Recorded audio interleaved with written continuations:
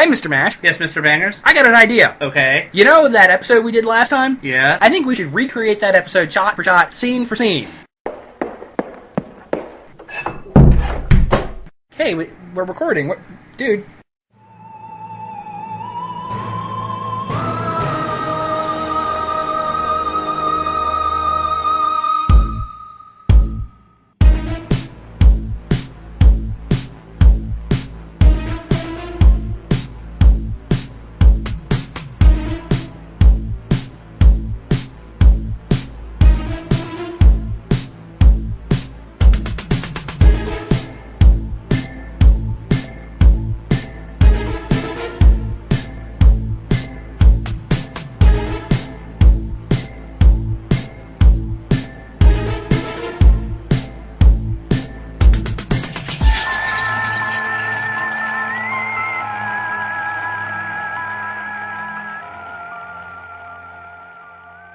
Welcome, listeners, viewers. This is the Bangers of Mash Show. I am Mr. Bangers, a.k.a. Zach, my buddy, my pal, your friend and mine. Mr. Mash, a.k.a. JD. What are we talking about today, Mr. Mash? The horrid, the wretched remake. Not all remakes are terrible. 90% of them are. Most of them are unnecessary. However, the concept of the remake, not inherently bad. Some of the movies considered the greatest ever made are actually remakes. Wizard of Oz, The Maltese Falcon, Frankenstein and Dracula, technically remakes. Like all art, the remake itself is neutral. However, yes, a lot of remakes are propelled by commerce, especially in this day and age where no film gets a green light without it being based off of a recognizable property. Unfortunately, because that means we get a lot of trash. Every year now, there are at least one or two big horror remakes. Earlier this year, it was the Evil Dead remake, Carrie remake coming out in a couple of weeks. It's not as bad as it was a few years ago, where there was a new horror remake every month. It slowed down some. Something I want to ask you is, out of all of the genres, why horror? Why does horror get so many remakes? I feel like it's because horror isn't one of the bigger genres. Dramatic movies or your action movies, that's where you get your big blockbusters or your movies that are really recognizable through multiple groups of people, whereas horror really, unless it's Halloween time, doesn't reach a lot of different retrospects of people. A lot of films have big actors or something like that. Yes, that's their draw. Yeah. They have their Brad Pitts and their Tom Cruise, but horror, traditionally, the genre itself is the draw. The titles become the recognizable property, not the names in the movies. Can't remake Star Wars and get away with it. Ask George Lucas, he's tried. There are certain untouchable titles. I don't think anybody has the balls to remake Godfather. Even in your superhero movies, yes, we get reboots, but we don't get remakes. What's the line between a reboot and a remake? People debate that. In my opinion, a remake is telling the same general story, why a reboot just takes the characters and puts them in a different... Remember when the Tim Burton Charlie and the Chocolate Factory came out? It's not a remake, it's a reboot, it's a reimagining. But no, fuck that. It was a remake because it was the same story. That's a different case, because Willy Wonka and the Chocolate Factory is like reimagination of the book. Readaptation, yeah, I get it. But it was the same story. So in my book, it's a remake. Usually when you get a reboot, it has to do with some kind of adaptation, and they're rebooting that series to try and make more money off their cash cow. Pretty much. Whereas a remake is something that started out as a movie, and they're remaking it. I have two questions for you. What titles do you consider untouchable? I will go with the Nightmare on Elm Street remake proves that one should just be left alone. I don't think that there's a whole lot that they could really do that'll top that original, especially the first three movies, at least. Even part two? I was trying to be generous.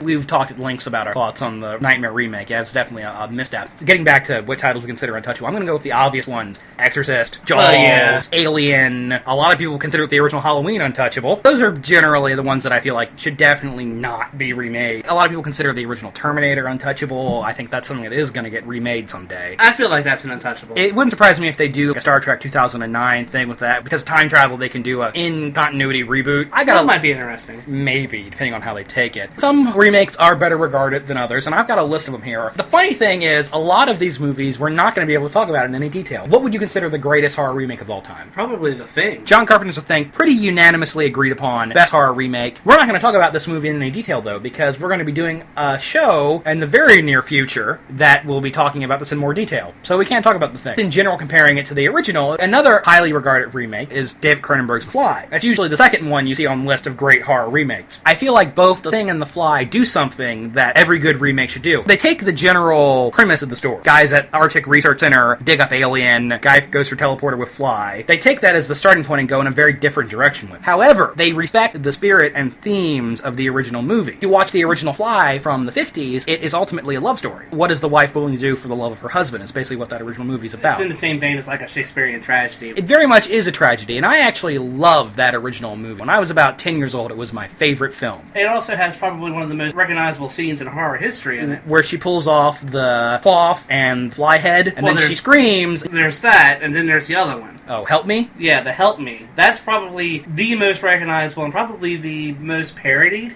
It's very widely parodied, to the point where, this is something we've talked about before, there are kids who have probably seen that parodied in movies and have no idea what it's parodying. Yeah. No familiarity with the original. Would you contribute that parody so much to the voice that they use, or just because it's so recognizable? You know, it's hard to say why that image in particular really stuck with people in the pop culture. It plays into a lot of common fears. Something people frequently say about remakes is, oh, we should remake this because we can do it better now. Effects have advanced. The original version of The Fly, some of the effects are pretty cheesy. Cronenberg's The Fly really gets that it is a love story. In the original, there's this powerful love story between the husband and the wife. And the scene in the original Fly that really always gets me. Andre, the doctor, is really losing his mind. The Fly brain is taking over. He scrawls on the chalkboard to his wife, I love you. He's losing control in the process as he's doing that. It kept the main tragedy of the original and expanded upon. The remake is all about love story between Jeff Goldblum and Gina Davis. She's basically watching him... Powerful stuff. Sickening stuff, too. Cronenberg is a fucked up guy. His early films are pretty notorious for their disturbing body horror imagery, and Jeff Goldblum basically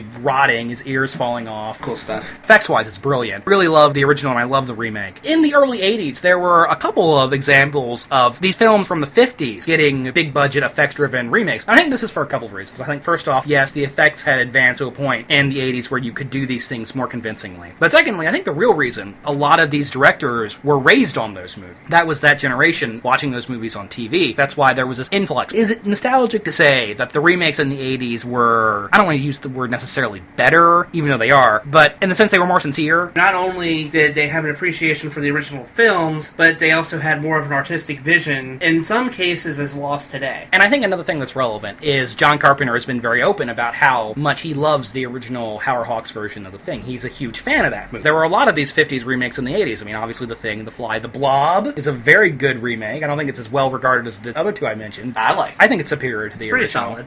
The effects are awesome. Follows the outline of the original more closely. The Blob in the movie theater. This one goes more for to show how more technologically advanced they could do it now. And take it in a very gruesome direction. Yeah. Don't you see people getting dissolved? Dissolved inside of the Blob. And most notoriously, I think, a kid gets eaten in this one. The big difference between the remake of the Blob and the original, story-wise, is that in the original, the Blob is just this alien entity that comes down to Earth. But in the remake, it's been genetically engineered by the government. I think that's the biggest difference. There are other differences too, but I feel like the remake of the Blob, that's a good example of one that actually is superior to the original. I'm not as big as a fan of the original as and I haven't seen Tobe Hooper's Invaders from Mars, but that's another example of a 50s movie getting remade in the 80s. Maybe The President was actually set in 78 when Philip Kaufman remade Invasion of the Body Snatchers. The 1978 Invasion of the Body Snatchers was my first introduction to that story. Was for a lot of people. The 78 version is maybe the essential version of that story for the majority of people. And a great final scare in that movie. That final image of Donald Sutherland pointing at the camera and shrieking is like very that famous. That legitimately creeps me out. To this day, if I watch that movie before I go to bed, I dream about that scene. There are a lot of spooky stuff in that remake, especially the dog with the human head is another part that's weird. But I remember a lot of scenes in that movie where you'll hear people running and you just see their feet. Like, you don't... Yeah. The 78 version of Invasion of the Body Snatchers is something I need to revisit. I'll be the dissenting voice here. I prefer the original.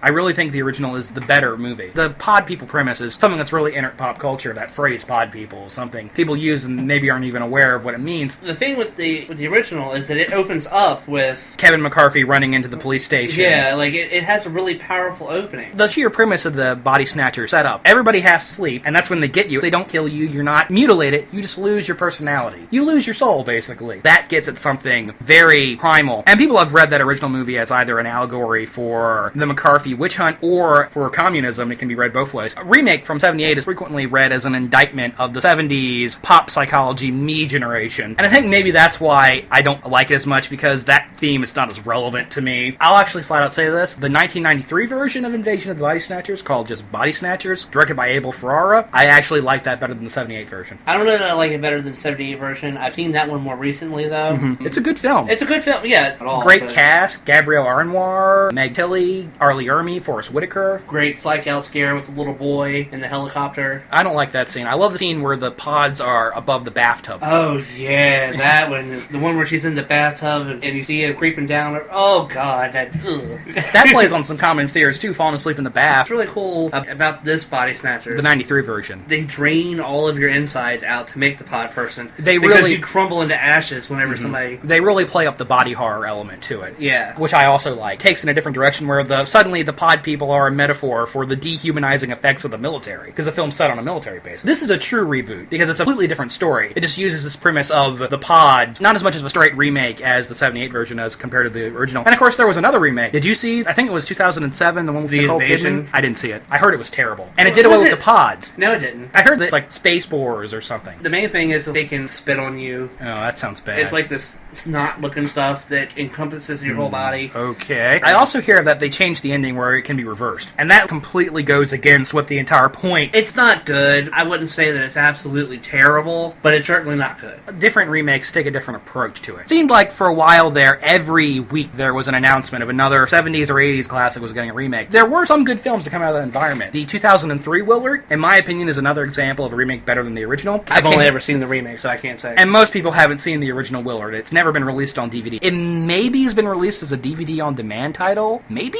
It's definitely hard to find. I have actually seen the original and pretty campy. The great cast, Bruce Davidson, Ernest Borgnine, one of Elsa Lanchester's last movies, the Bride of Frankenstein herself. But the 2003 version is definitely superior. I'm a big Crispin Glover fan. Have we talked about that? Let's keep going. Great performance in this. Another Arlie Ermey movie. Weird that he'd come up again. What worked really well with Willard is CG. Honestly, I think that's one of the film's weaker elements. There isn't a lot of CGI rats. It's mostly real rats. When they go for the creep-out factors, when he calls the rats to climb up that would have to be CG. Not as much of it as you'd think. Okay, well, I hate rats. So do many people. The gross out factor there, why Willard is successful, is because of Crispin Glover. Great central performance, but it really gets you inside of the mind space of this character, of this lonely, disturbed individual who has no friends, to the point where making friends with a bunch of rats makes sense to him. You know what I like about the movie? And this may have been in the original, but again, I've never seen the original. Follows the same outline. Is the fact of Socrates and Ben. Those are the characters I like the most, sadly, in the movie, because... Well, when Socrates gets killed, it's terrible. You like, I actually shed a tear. I actually shed a tear over that. What's cool is that they kind of do this angel and devil on the shoulder scenario with them. You're definitely onto something there. When Willard has Socrates in his life, I don't want to say he's healthy. I mean, the dude's friends with a bunch of rats. Once he loses Socrates, that's when he really goes off the deep end. Ben is definitely the less angelic of the two rats. And the scene where he pulls up Ben by the tail, and this rat is like 12 inches long. Jesus God. I'm a big fan of the film. It's flawed. It's definitely not a perfect movie, but mostly because of Glover's central performance. And then there is that darkly humorous scene where the cat is left alone in the house with the rats, and then the Michael Jackson song plays. This next one I want to talk about is a remake from this year, and it's really, really good. I'm talking about the remake of Maniac, starring Elijah Wood. You haven't seen 1980's Maniac with Joe Spinell, right? Right, and I haven't seen 2013's Maniac either. Well, you should definitely see it. The original Maniac is really this grindhouse classic. One of the sleaziest movies ever made. In just its tone, it makes you feel greasy afterwards. But there's really not a lot of the story. Frank Zitto is a psychopath murderer living alone in New York. He has some pretty serious mommy issues. He finds women, kills them, scalps them, takes the scalps home, and nails them on mannequins, and those are his friends. Okay.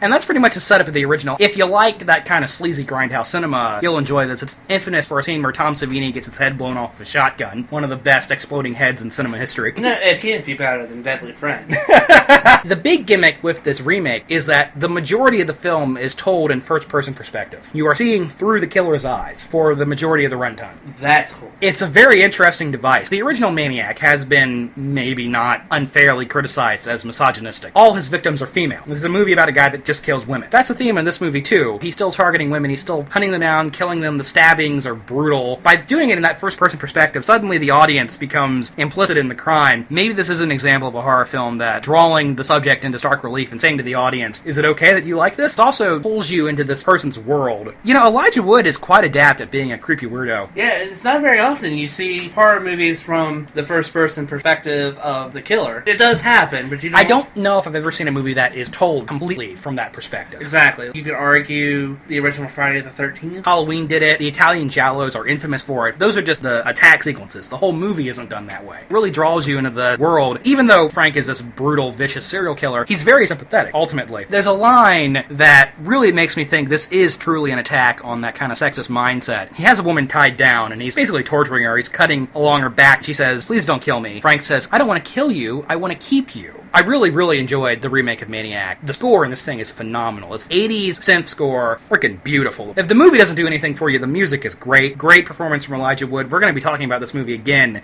in January at Phantom Awards, so I do recommend you seek it out. Okay. This was actually a French production. It was written by Alexandre Aja, who directed the Hills Have Eyes remake and High Tension, and directed by a friend of his. Maybe it's that European sensibility is a little different than the American approach to horror. There are some remakes that are auteur-driven. When Martin Scorsese says, "I want to remake Cape Fear," a classic film, nobody tells him no because he's Martin Scorsese, one of the most critically lauded and respected filmmakers working in the industry. Have you seen Cape Fear? Is that the one with Mark Wahlberg and... No, that's just Fear. That's Fear. That's a different movie. No, I haven't seen Cape Fear. Cape Fear with Robert De Niro, Nick Nolte, Juliette Lewis, Randy Bells. Oh, like in maybe 1995 I saw that. Okay, I haven't seen it in a long time. It's good. Is it as good as the original? Probably not. De Niro is scary, but I don't think he is as good as Robert Mitchum was in the original. Is the Hills Have Eyes remake auteur-driven? Is Alexandre Aja an auteur? I know that he worked closely with Wes Craven on it. We've obviously talked about the original Hills Have Eyes. What is your opinion of the remake? The remake is what I saw originally. I think it's a little bit faster paced kill scenes. It's definitely smoother than the original. It's definitely smoother. I don't want to say more grotesque. I think more grotesque is the right phrase. In the original, cannibals were people. In the remake, they're monsters. They're radioactive mutants. Me personally, I think after finally seeing the original Hills Have Eyes, I think that I actually prefer it over the remake. Yeah, it's definitely better than the remake. However, the remake is good. My biggest issue is that the remake really dehumanizes the mutants. That's why I like the original better. What I like about the original is that it's scary. It doesn't go for just straight up gross out. It actually tries to scare you. I would make the case that the remake goes for scares. It's more focused on gross out than scare. Aja's strength as a director is his ability to create very intense, tension-filled attack sequences. He's very much like a young Dario Argento in that regard. So what you're saying is he's going to film his daughter naked?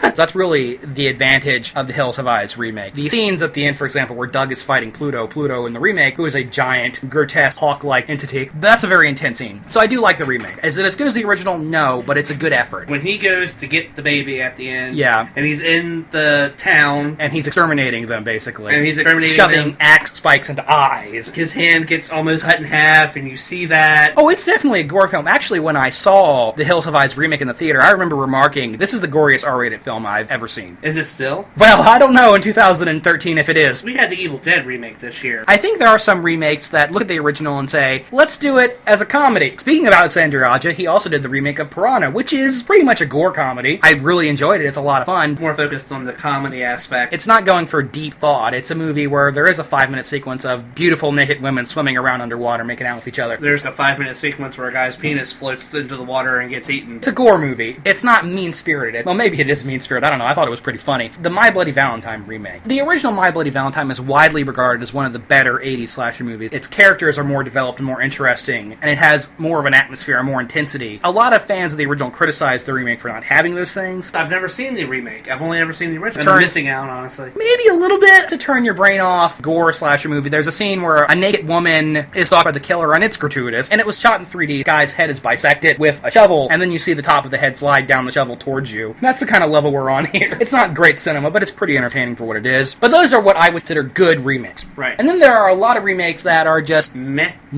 They don't impress me in any way. I don't hate them. They're truly mediocre. They're not bad. They're not good. An example of a truly mediocre remake is the Texas Chainsaw Massacre remake. Now, this is another film I don't want to talk about in too much detail, because we're doing a Chainsaw episode someday. Good things? Is it Arnie Army or... Arlie Army's in this one too. Whoa, what the hell? He plays the sheriff. He's good. Marcus Nussbaum is not a great director, but he does do one thing really well, and that's visually very dark, very bright, and there is an atmosphere to it. I'll give the guy that. He makes pretty looking movies. I hate the new Leatherface. I hate him so much. much. The no-nos. I hate retarded hillbilly Leatherface. You will say, has Leatherface always been a retarded hillbilly? And I will say, no, he isn't. And I hate the generic redneck family. Comparing the family members in the remake to those in the original, there's no comparison. No. The new ones have no personality. The pretty people cast, Jessica Biel's, who's in the skin-tight tank top and always looks glamorous no matter how much grime's on her. In the original, you feel for the Crazy family. You ultimately hope that the final girl gets out of it. I don't know if you feel for the family, but they have personality. I think the intent of the two films are completely different. The original Texas Chainsaw Massacre was an attempt to make a legitimately disturbing, unnerving film. The remake is disposable mall horror. The American version of The Ring is widely regarded as superior to the original Japanese version. This is incorrect. I've never seen the original Japanese version because I have to read it. You refuse to watch subtitle films. I find the original Ringu to be so much creepier. That's a horror film that definitely is more about atmosphere than about the shocks or the gore. The Japanese version just does that so much better. I guess that's a matter of opinion. You know what I have a problem with in The Ring? I like the little boy. He himself is a strong character. Yeah. And I like Samara and I like the visual effects and stuff. What I hate about the movie is Naomi Watts. She's a very ineffectual heroine. Exactly. Why do you leave the haunted videotape out where your son can get to it? She's a bad mom and an ineffectual heroine. It has this commercial sheen Too to slick. it. Especially the American remake of The Ring feels very much like a music video. You watch the videotape in the American version. There are things that are happening, but it seems processed. It seems like stuff that was made in the computer. You watch the Japanese version, it seems more real. As I said on our anime episode, I'm not a weeaboo, I'm not a Japanophile, but I really do think the original, in this case, is superior. Much creepier film, much darker film. I like about Samara as a character. In a lot of ghost movies, the person has been wronged in life. If you make that wrong right, the ghost is no longer malevolent. Totally scraps that idea. You can't change the past. It doesn't matter if you solve Samara's murder. She is still an evil, pissed-off ghost. But that leads me to the second thing I hate about that movie. Okay. The MacGuffin that ends the whole haunting. You have to pass the curse on? No. You make a copy. Copy the tape and you pass it on to somebody else. That's what it was in the original Japanese version. That makes more sense. And the American version is they completely missed the whole pass it on to the next person. My son's gonna die. What did I do? I made a copy. Come on, that is the lamest. Do kids today even know what a videotape is? And I'm surprised they haven't done a new Ring movie where the cursed video ends up on YouTube. That seems like such a natural thing. Right now, there's a new series of films in Japan. Samara 3D and Samara 3D 2 just came out recently. Maybe that's the plot development there, because that seems like such a natural story development. Do you know what happened? What? The Japanese girl in Cabin in the Woods vanished Samara to a happy frog. Her to a happy frog by singing to her. Another American remake of a very good foreign language film that missed the mark, in my opinion, was Quarantine. Now, have you seen Wreck, the original? No. It's a weird example where the American version is almost a shot-for-shot remake, and yet the original is so much more effective in every way, I can't even really explain it. And I mentioned earlier, remakes that take a gritty original and make it very slick, and I feel like a good example of this is The Last House on the Left remake. Now, we've talked about this movie a little bit already. This is a textbook example of that. The original is so rough and so gritty, and that's part of its appeal, and part of what makes it powerful. It's like studio recycled cruelty. You and I disagreed on this a little bit. The fact that it goes into more detail on the rape scene, the original does a more psychological horror aspect to it. Really? Yeah, there's the rest of stuff where he makes her pee herself. I don't think we needed to see Krug's hips buckle as he ass rapes the little girl to make it effective. I didn't say that it made it more effective. I just said the fact that they go a little bit more detail into it. Not only am I witnessing this rape scene, which is offensive, I also have to stare at a guy's ass while it's happening. It's so studio slick and the whole movie looks like a car commercial. Prevents it from being disturbing to me because it does feel real. You and I'll just have to agree to disagree. This is a quote-unquote realistic movie that ends with a guy's head exploding in a microwave. I will give you that. The original is much more realistic. Have we talked about the Amityville Horror remake when we did ghost movies? I think we talked about it a little bit. I think. It's pretty meh. Lackluster. Not a lot to say about that one. Have you seen the original George A. Romero version of the Crazies? No. Have you seen the remake? Yes. What'd you think of that? You know what? And you'll probably hate me for this, but I'll say that I actually kind of liked that one. It was enjoyable enough. The original George Romero Crazies is not his best film. It mostly plays like a prototype for Dawn of the Dead. However, it does have some really fantastic moments in it. People who are being driven crazy by this chemical compound feel like they're acting in a truly irrational manner. Just to give you an idea, there's a sequence where the army is overwhelmed by this legion of people with pitchforks and axes. And then in the back, behind the crazy murderers, is a woman with a broom sweeping up everything. That's truly irrational, crazy behavior. And the remake didn't have that. They felt like zombies. They felt like studios like zombies. The film just felt very hollow and engineered. Several times in this movie, a killer's got the person on the ground, and the music's rising, and the intensity is intensely rising, and then it ends with the killer being unexpectedly shot by somebody. I remember that happening at least twice. There are mediocre remakes that have been pretty much almost completely forgotten or overlooked. House on Haunted Hill? From 1999? Anybody remember that movie in any significant way? I remember the blood was really red. What about the House of Wax remake from 2005? I remember the whole house being made out of wax. And Remember Paris Hilton getting a pipe in the head? Yes. That was the whole reason that fucking movie was made. And it was actually closer to remaking a film called Tourist Trap than the Vincent Price House of Wax, which was itself a remake. What about the I Spit on Your Grave remake? Did that improve on the original in any foreseeable way? I only saw the original. You didn't see the remake? Oh, well, it wasn't good. 13 Ghosts? The original is a very campy, silly movie, but 2001 13 Ghosts is as much a product of its time period as the original was of its. I kind of liked 13 Ghosts. 13 Ghosts was, in a lot of ways, a very typical MTV-style horror movie. It was. And I will say that it is definitely not a good film. But it's on that level of bad that it's almost entertaining. It does have that scene where the guy gets bisected with the glass door. That was cool. Now I get 10 minutes of tits and then The naked ghost girl. Yeah, I guess the ghost designs are kind of cool in 13 Ghosts. The jackal, actually, when the first time I saw it, legitimately scared me.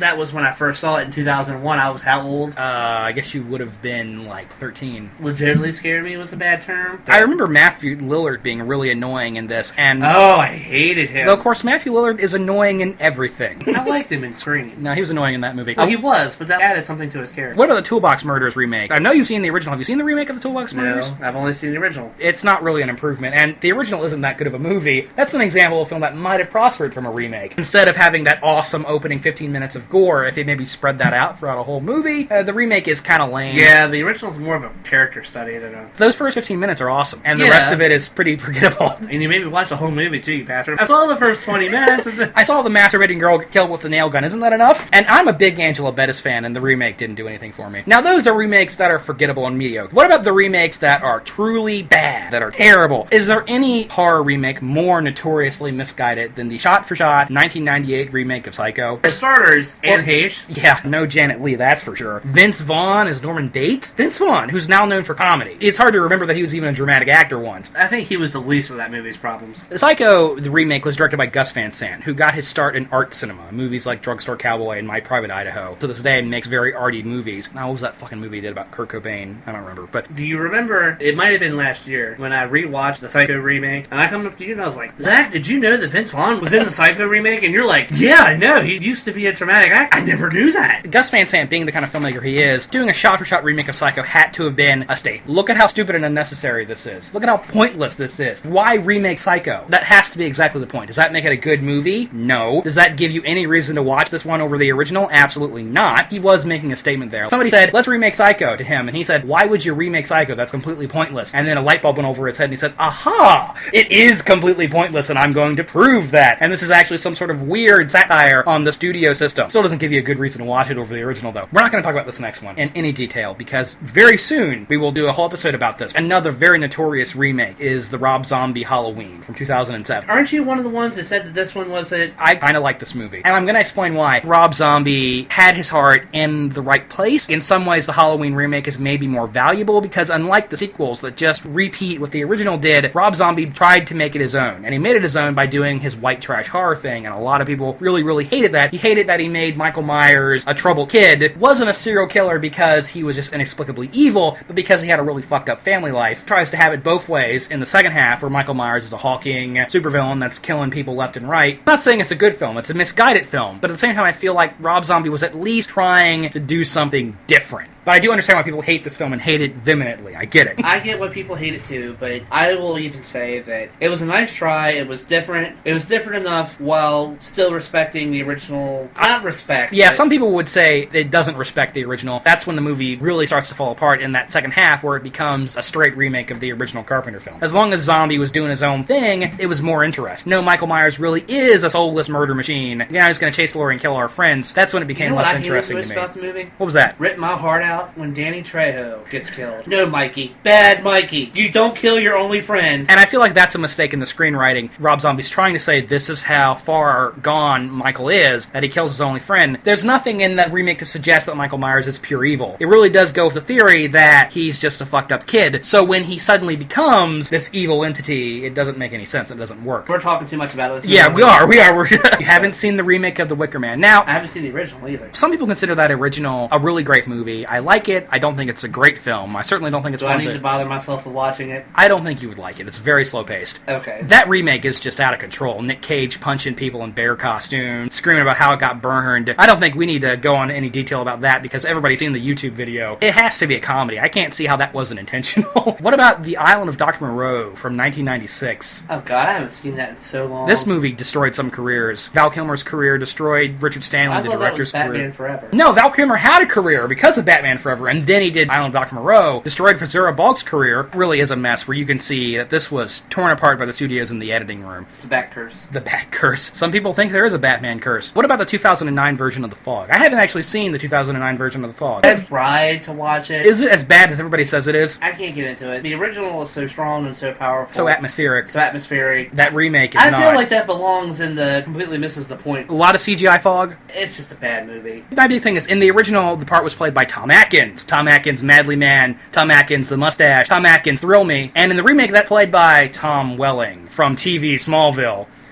Really? You know what else that movie has wrong with it? What else is that? Mila Jovovich. Mila Jovovich is in? I don't know. It's Selma Blair.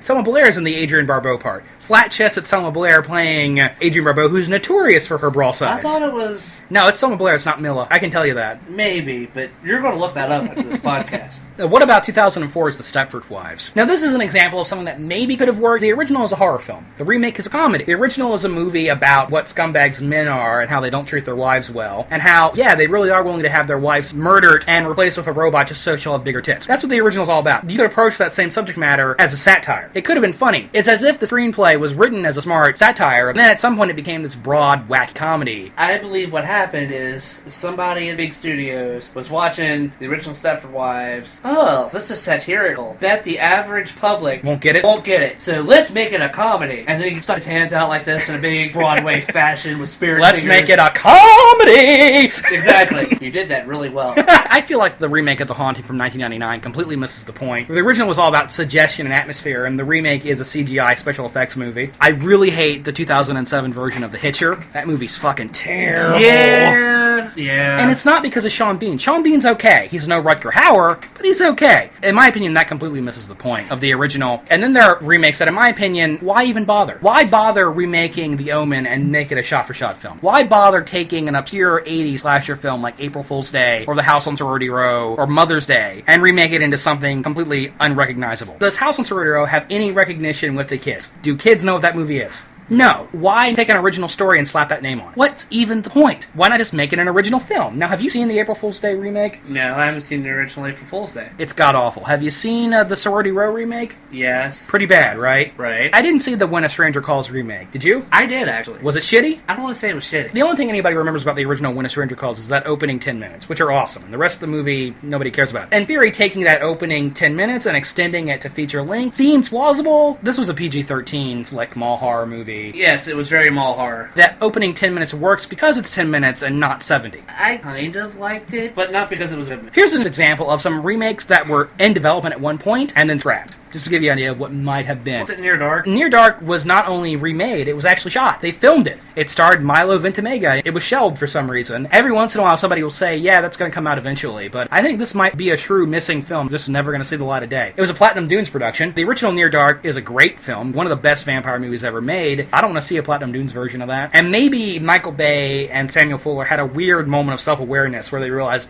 we don't want to see a Platinum Dunes version of this movie either. And speaking of Platinum Dunes, they were going to remake The Bird. Oh, thank God. Starring Naomi Watts, directed by Martin Campbell, who did Casino Royale and Green Lantern. And you know that was going to be CGI birds. Lots and lots of CGI birds. Right after Halloween came out and before the backlash happened, Rob Zombie said, hey, you know what I'm going to remake next? The Blob. He said, I'm going to do something that nobody's seen before. And everybody said at the time, oh, so people in a trailer park getting eaten by a blob, right? That's what it's going to be. Maybe it's a trailer-shaped blob.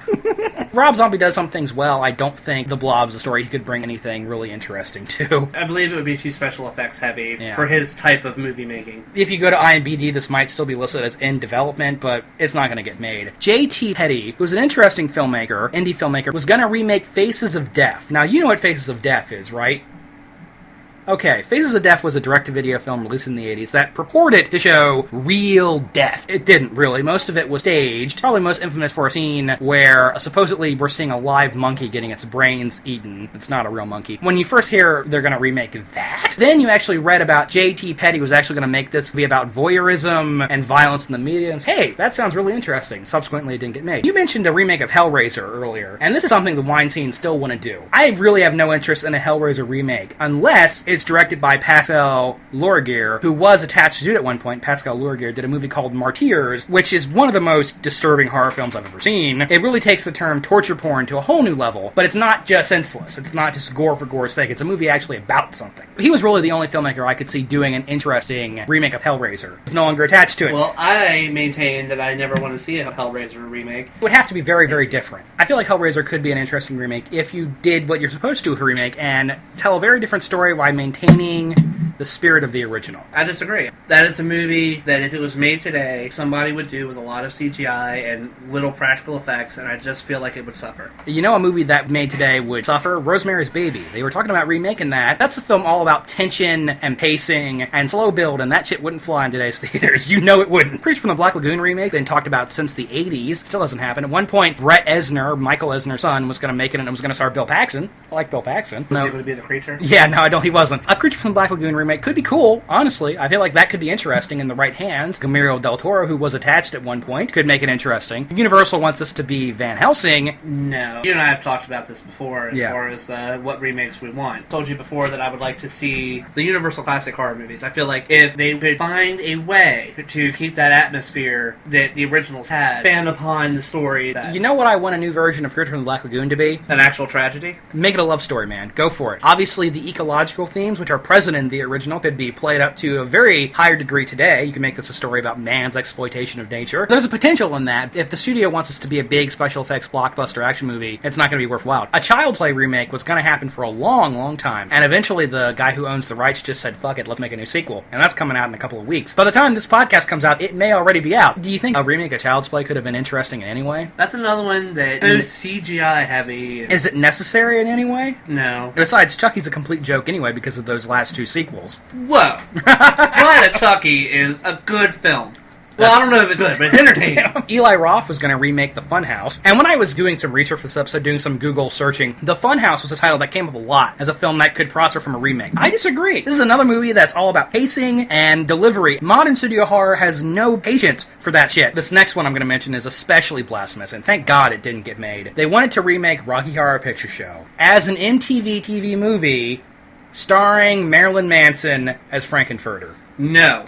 Next movie. A Phantasm remake was talked about at some point, and this is another film that was almost on every list I saw of horror films that should be remade. Phantasm was almost on all of them. And I disagree. I disagree! The original's campy, it's cheesy, it's low budget. A remake could do all those things so much better. Well, I disagree. Maybe the special effects could be better, but who cares? Because the original's charm is the fact that it's homemade. Well, not only that, but somewhat modern horror movie that still recognizes the necessity for atmosphere. Phantasm remake, and this is the only thing that would make it interesting. Christopher Walken is the tall man. Yes. Barring that, no interest. Now, here are some remakes that are happening, that are in production, that are gonna happen. Sam Raimi's Ghost House Productions are remaking Poltergeist. It's been cast, it has a director, it's shooting soon, if it's not shooting already. If Sam Raimi himself was actually doing it, that might actually be interesting. You want to talk about a movie that's gonna have a lot of CGI in it, and you know it's going to. Honestly, can they do a ghost movie these days without CGI? The original, I like it, but I don't think it's a great film. I don't really think a remake could expound on its themes in any meaningful way. JD's flipping me off. He clearly thinks this is a great film. This is interesting. A filmmaker named Alfonso Gomez Rejon is remaking The Town That Dreaded Sundown. Now, if you've seen the original Town That Dreaded Sundown, not a well-seen film, so probably most people have. It's a docudrama, sort of like a feature-length episode of Unsolved Mysteries. But however, this remake is taking that in a different meta-direction, where copycat killings are happening at a screening of the original movie. That sounds interesting. That could be. What about a remake of American Psycho? No. This raises the question, how many years should there be between original and remake? At least 15, 20 years? At least 20. American Psycho came out in 2001. It's only been 11 years, guys. We wouldn't even need it 30 years from now. Who else are you going to find to be Patrick Bateman besides Christian Bale? If you're going to do a remake slash reboot slash sequel and have Christian Bale play maybe the dad of Patrick Bateman Jr.?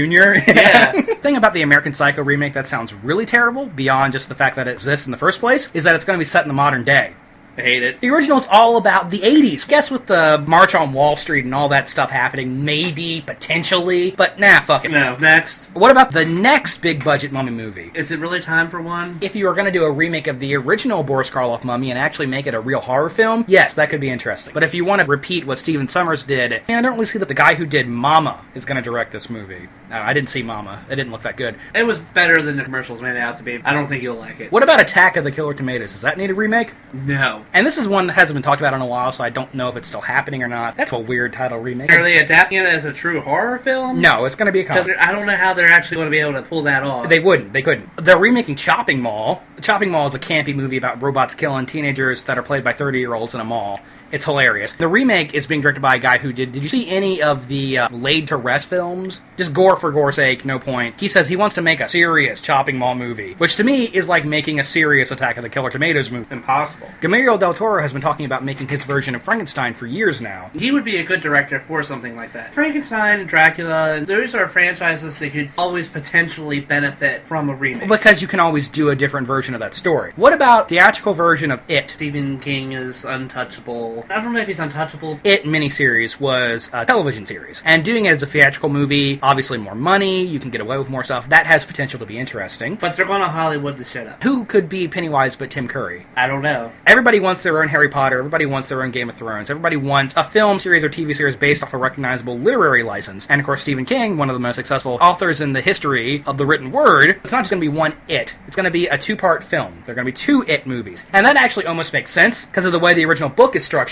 I just don't know if the public has a demand for a two-part It movie. They're also talking about remaking Pet Sematary on the topic of Stephen King. No. I like the original, and I don't think it could benefit from a remake. I just don't know if Dead Kids. Is that going to fly in 2013? Maybe a new version of Pet Sematary could work, but is it necessary? Is anybody asking for that? No. Speaking of things nobody's asking for, the WWF remake of Leprechaun starring Hornswoggle. Hey man, Warwick David is the only Leprechaun I give a shit about. Oh, here's one that I know is going to hit you hard. A remake of the Monster Squad. Fuck whoever's making that. From Rob Cohen, director of The Fast and the Furious and The Mummy 3 Tomb of the Dragon Emperor. Fuck him. He's not making that movie. Next. Modern kids today, that are the age of the kids in the Monster Squad should be, do not watch those old movies. I really don't see the commercially viable point in You know what I'm afraid of with that? It's either going to be Twilighted the fuck up, and they're going to try and make it a serious group of G.I. Joes. Yeah, fuck that. They're not kids, there's no point. They're remaking Highlander. No. I love the original Highlander. That's one of my all-time favorite films. You definitely like that movie a lot more than I do. Yeah, I just don't know if today's cinema is manly enough for a film all about Scottish warriors who cut each other's heads off with giant-ass swords. And then when their heads are cut off, fucking lightning bolts come out of the heavens. There is rarely a more metal movie than Highlander. It's not going to star him anymore, but it was going to star Ryan Reynolds. Next. Why? Who thinks that's a good idea? Hey, let's remake Commando. Hey, let's remake Commando starring Sam Worthington. And hey, let's make a realistic Commando. Have you guys seen that movie? Do you get what the whole appeal of Commando is? That it's fucking Arnold Schwarzenegger killing 1,000 dudes with a rocket launcher? Who would go see a realistic Commando? Not anybody I want to fucking talk to.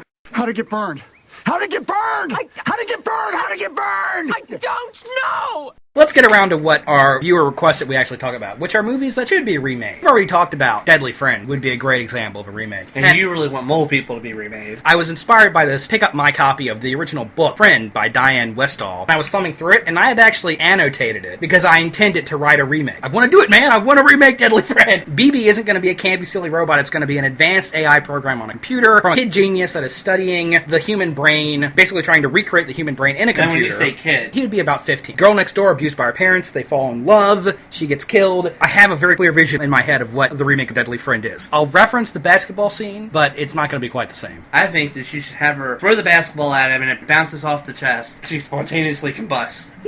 And yeah, the Mole People, a lot of films from the 50s are potent ground for remake. A lot of those films had interesting ideas, but very small budgets, and maybe not enough money to fully explore that idea. And if you want to talk about a remake that should maybe get the Stephen Sommers action blockbuster veneer, how about the Mole People? It's about scientists that discover an underground civilization. That could be a big budget adventure film, and it could be interesting. Now, my remake of the Mole People is as if it was remade in the 70s, big allegory for racism and class struggles. There's a female character who totally gets it on with a mole man, because I'm a freak and a weirdo. You psychoanalyze directors' visions all the time. Okay. Let's psychoanalyze your vision here for a minute.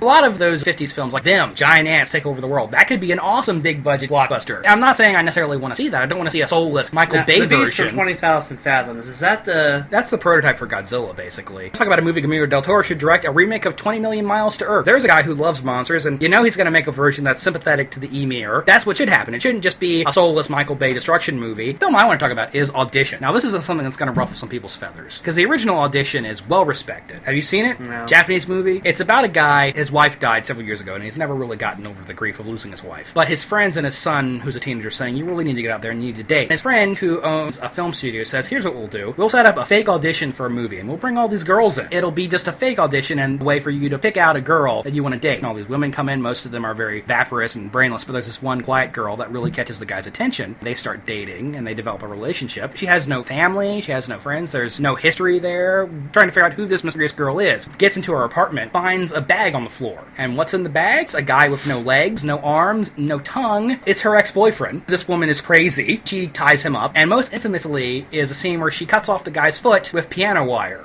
This movie was directed by Takase Miyake, who is very famous for his hyper-violent films, and it caused kind of a sensation when it hit the shores here. Saw and Hostel wouldn't have happened without Audition. It's the proto-torture porn movie. The original is well-respected. People think it's a great film. You could look at this as feminist critique. A man is manipulating a woman into being his wife, playing on her feelings, and then she turns out to be not what he expected, and it could be a satire. And that's a legitimate interpretation, unless you watch Takase Miyake's other films, like Ichi the Killer, where a hooker has her nipples stretched out on a table and chopped off with a knife, or a woman is beaten into a black bruised callus, and then you realize Takase Miyake isn't a feminist. So then suddenly Audition becomes a very sexist film about how bitches be crazy and how they'll cut your fucking feet off. If you actually make a version of Audition that really is feminist critique, that'd be interesting. I will tell you that the next one you have on your list is stupid. I don't necessarily see them remake The Abominable Dr. Phibes. It's something that's been talked about for a long time. It's probably going to happen. I don't know if the best case scenario is there. That could potentially be interesting, as long as the person making it gets that the original's a comedy, and not try to make Dr. Phibes a serious horror film. But then again, I don't want to see Tim Burton directed with Johnny Depp playing Dr. Phibes, which is something that's been talked about. Food of the Gods, that sounds familiar. Food of the Gods is a very cheesy Burt I. Gordon movie based off an obscure H.G. Wells story about a weird substance that comes out of a meteor, and all the animals that eat it become giant. Now, this is an example of a film that had a decent premise, but no money, and has a very campy execution. But a movie about giant rats eating people? That's something we haven't seen. Maybe. Here's another title on my list, Lost World. Why haven't we gotten a big budget remake of The Lost World? People just say it's a ripoff of Jurassic Park? Plateau in South America full of dinosaurs? You'd think somebody would be all over that. In the public domain, there's no reason why not. I think the problem with that, people today are more familiar with Jurassic Park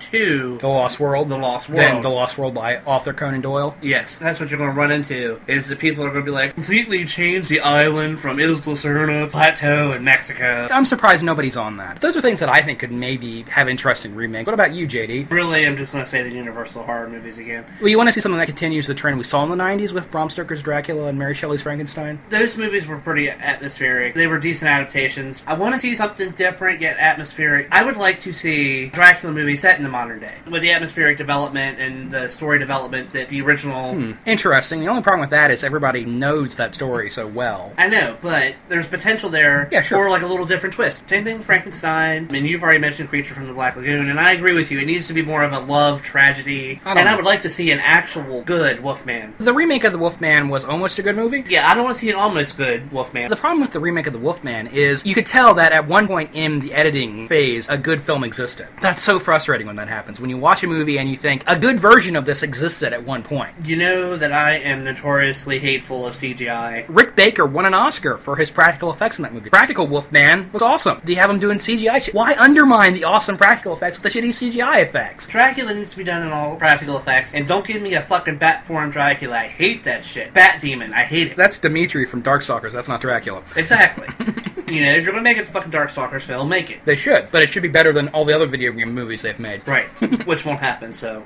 It's a tricky subject, remakes. It can be done well, and it has been done well in the past. There is definitely a temptation to just trend on the name of this recognizable property and not really do any work on it. There's going to come a day where there are movies where we saw as adults getting remade. When they remake Saw in 2035, I'm going to be like, oh... I remember watching the original in the theaters. I think we're already getting to that point. It seems like the time between remakes is getting shorter and shorter. Here before long, they'll be remaking Jason X and... Jason Double X. Yeah, I mean, if you're going to go for it, you might as well... Jason Triple X. That's the Hustler version. This ain't Jason Triple X. Want to email the Bangers and Mash show? That's bangersandmash88@yahoo.com. the word bangers, the letter N, the word MASH, the number 88 at yahoo.com. Still waiting on that second fan letter. If you want to check out our Facebook page, go ahead, search us on Facebook. We've got 13 likes now. That's a lucky number for a horror movie fan. Yes, it is. Right now at my blog, zaxfilmthoughts.blogspot.com, I am doing my Halloween Horror Fest blogathon. I'm reviewing multiple horror movies every day up to the end of October. Check it out if you enjoyed the show. Our next podcast will be on our coverage of Monster Mania 26. Next episode will be on the road, live, from Monster Mania 26 in Baltimore, Maryland. In real time, this time. Hopefully. And it won't really be live because it'll be recorded when you guys hear it. Previously recorded live. Filmed before a live studio audience. Yes, there you go. Alright, guys. I'm Zach, Mr. Bangers. I'm JD, Mr. Mash. Maybe we shouldn't do a shot-for-shot recreation of this episode.